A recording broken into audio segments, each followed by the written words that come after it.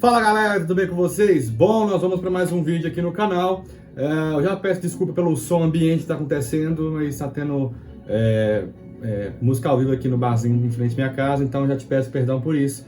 Mas, ossos do ofício, eu não quero deixar você sem a palavra do Senhor, tá bom? Bom, eu quero que você abra a sua Bíblia em 1 João 3, 4. Vamos ler do versículo 4 até o 6, tá bom? E se você já conhece, já sabe o que nós vamos falar hoje, tá? A palavra do Senhor nos diz assim: todo aquele que pratica o pecado também transgride a lei, porque o pecado é transgressão de lei. E vocês sabem que ele se manifestou para tirar os pecados, e nele não existe pecado. Todo aquele que permanece nele não vive pecando. Todo aquele que vive pecando não o viu nem o conheceu. Thales, vamos falar de que hoje? Exatamente, meu brother, pecado, né? Já falamos demais aqui do que o pecado faz e tal, ou até o que é e o que não é pecado, mas eu não vou falando do que é o pecado, certo? Mas, Thales, você já leu o que a palavra nos diz em relação ao pecado? Sim, pecado nada mais é do que uma transgressão de lei. Eu me lembro de quando eu era mais novo, perguntei ao meu pai assim, para quem não sabe, meu pai é pastor, falei assim: pai, mas o que é pecado? Ele falou assim: Thales, pecado é transgressão de lei. Eu falei assim: tá, então qualquer lei? Ele falou: sim. Ou seja, gente, se eu e você hoje desobedecemos até uma lei que é humana, nós estamos pecando, porque ela foi imposta a nós, entendeu? Por aí? Ou seja, naquela época, as leis que muitos regiam foram os 10 mandamentos, correto? Então, quem transgredisse qualquer uma daquelas regras estaria pecando. Tá, Thales, eu entendi o que é o pecado nesse contexto. Mas o que você quer trazer a mais nisso? Olha só, observa comigo que a palavra não fala que todo aquele que pratica o pecado também transgride a lei, correto? Porque é isso. No verso 5 fala: e vocês sabem, ou seja, eu e você que está me escutando, sabemos que Jesus veio para nos purificar dos pecados. Porque olha o que a palavra nos diz. E vocês sabem que Ele, quem é Ele? Jesus. Ou seja, Ele se manifestou para tirar os pecados e nele não existe pecado. Ou seja, aquilo que eu e você já sabíamos que Jesus era um ser perfeito, Ele concretiza aqui na palavra em 1 João 3,4. Porque nele não havia pecado. Se nele não havia pecado, Ele era um ser extraordinário, correto? Porque Ele não era somente 100% humano, Ele era 100% Deus. Olha que bacana isso. Ou seja, Deus envia Jesus, seu Filho unigênito, por nós, correto? Para nele não haver pecado e através dele se manifestar em nós, nós vivermos nele, não teremos mais pecados.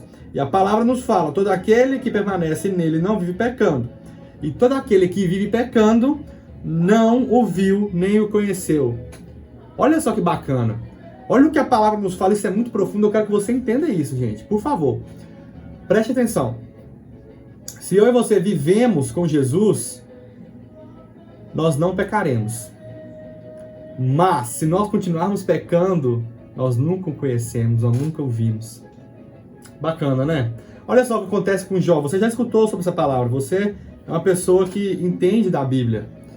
Você já escutou aquela frase de Jó: antes eu te conhecia de falar, mas agora os meus olhos te contemplam. Ou seja, olha o que? Olha uma referência. Antes Jó pecava porque ele não conhecia Jesus de vista. Vou colocar assim, tá? Estou contextualizando. Mas agora que ele o conhece, ele não pode pecar, porque ele o conheceu, ele o viu. Ou seja, eu e você, meu irmão, nós não podemos viver pecando porque nós conhecemos Jesus.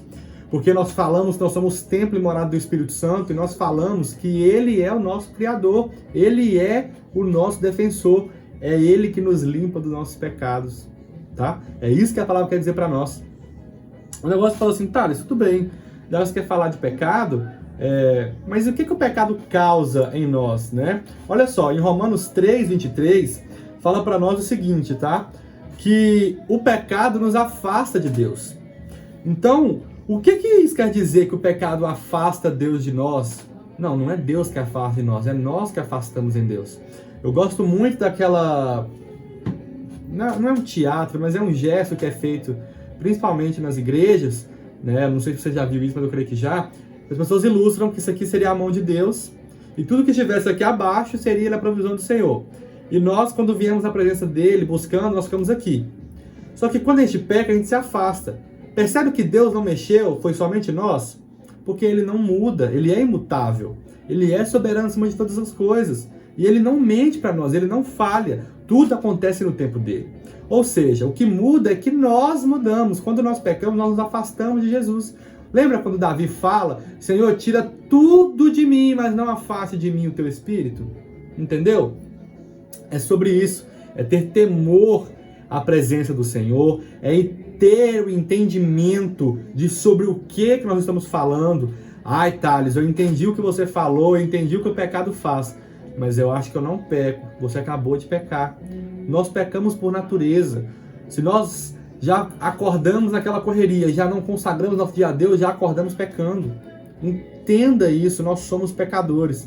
Mas, como a palavra nos diz, quando nós, quando eu, quando você conhecermos Jesus face a face, tete a tete, como Moisés conhecia e descia do monte com o rosto reluzente, nós não podemos pecar. Nós não podemos viver pecando, não podemos fazer nada. Eu escutei uma frase e ela ficou marcada na minha mente, foi de um jovem. Ele falou assim, cara, nós temos que estar tão envolvidos com Cristo, mas tão envolvidos, que quando acontecer de pecar, vai ser simplesmente um acidente de percurso. Gente, o que é um acidente de percurso? Você não programa um acidente, você não programa nada que deixe você desconfortável nesse trajeto. Claro, há tribulações que vêm para o nosso bem, mas você não programa pecar quando você está com Cristo. Mas acaba sendo algo do percurso, acaba acontecendo de uma maneira que você não teve controle. Mas quando você fica artimanhando, tentando negociar com Deus para pecar, meu irmão, vocês não o conhecem. Você está longe dele, você está cada vez mais indo à direção contrária do que o Evangelho disse.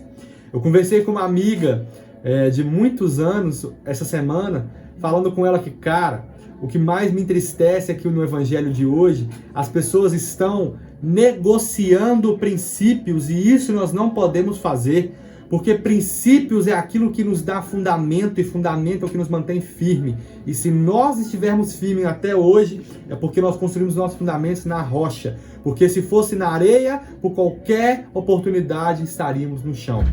Mas aquele que constitui na rocha, ele está cada vez mais vivendo e fazendo o extraordinário de Deus.